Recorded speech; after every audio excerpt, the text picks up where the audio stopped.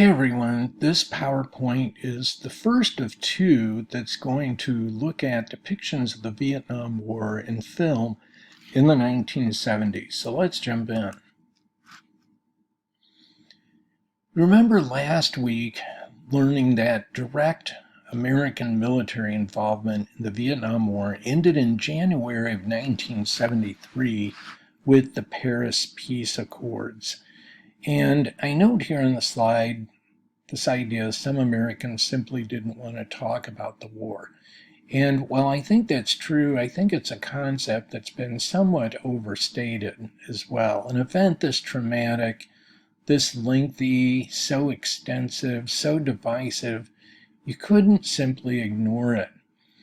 And I think this idea of Americans not wanting to talk about the war is a concept mainly that comes from the writings of veterans.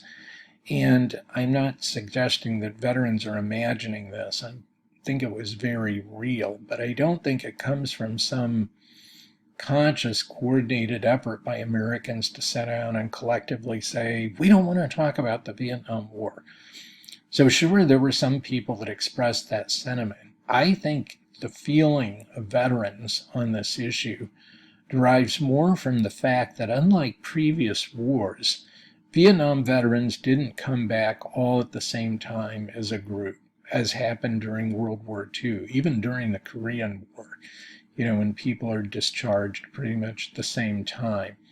Soldiers who enlisted in those wars were in for the duration. In Vietnam, if you were in the Army, you served 12 months, the Marine Corps 13 months, and then you were discharged. That was it. Your tour was over unless you re-upped for another tour of duty. So you have to keep in mind that throughout the Vietnam War, veterans are coming back. And in the early years, veterans experienced, returning to the country while the war is expanding.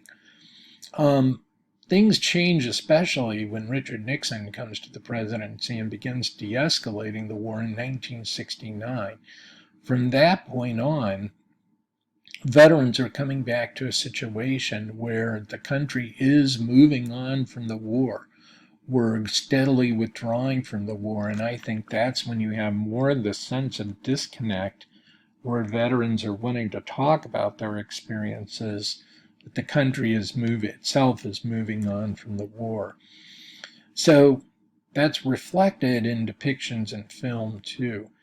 And we've seen how really the dominant question throughout the period of growing American involvement in the war, what should we do, which the Kennedy administration had initially answered with a supportive role by the United States, one that expanded, as you learned, and then Lyndon Johnson transitioning that into a full-scale American war. So that debate from the war years, what should we do, that is over. And the two main new questions I would frame that Americans were asking was, what did we do? Why did we do it? And then part of that discussion becomes who is going to answer those questions.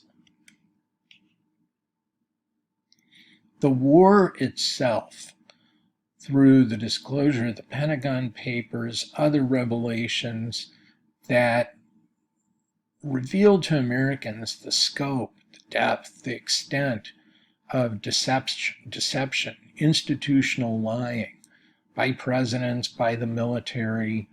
That and the subsequent Watergate scandal, which I'm going to talk about in a short PowerPoint this week too, had really discredited the views of politicians, military leaders.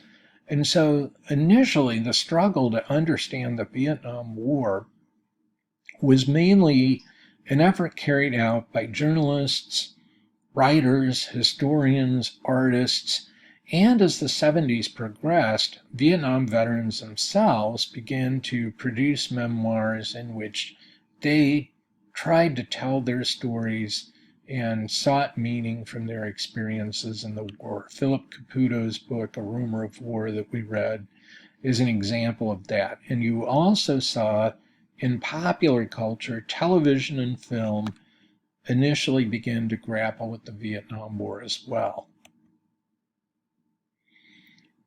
Now, you know from what we talked about before, and Olson and Roberts discussed this too, there were only a handful of movies about the Vietnam War that were actually made while it was ongoing. And you watched a clip from one example of that, probably the best known film, John Wayne's movie, The Green Beret, that came out in 1968. This is a really offensive movie. It's got all sorts of cliches, racial stereotypes. There's not a single Vietnamese person in the movie. This old Hollywood idea that any Asian person can play any sort of Asian is very much in evidence in this film. And it's a movie that public opinion had moved beyond by the time it came out in 1968. The film was already an anachronism when it came out in 1968.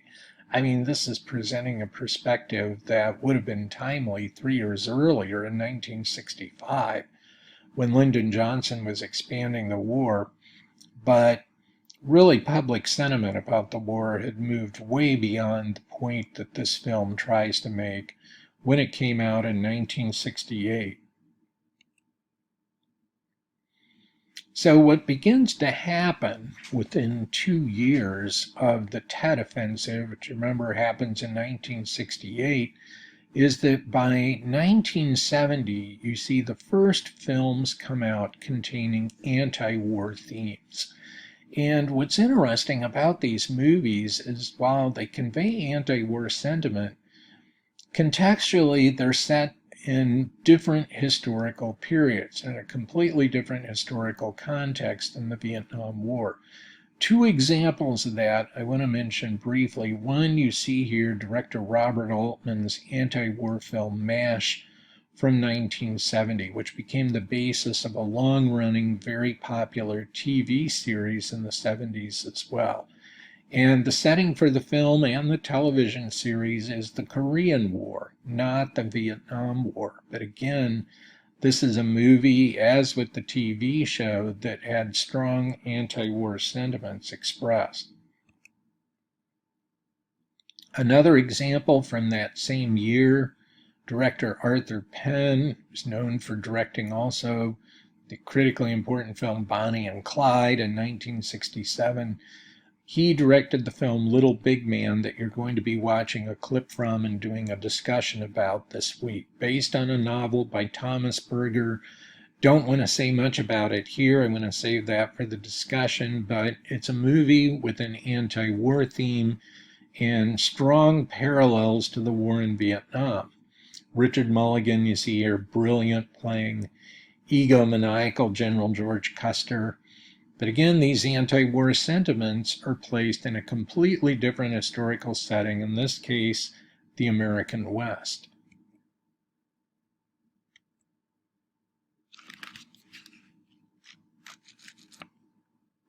I ended that earlier than I intended, so coming back to the slide, so I made those final points about Little Big Man. And so I just wanted to reiterate that here by 1970, you have films coming out with anti-war themes. And what we're going to look at in the other PowerPoint having to do with film in the 70s is the depictions of veterans themselves. And we're going to see how this evolved in film in the 1970s.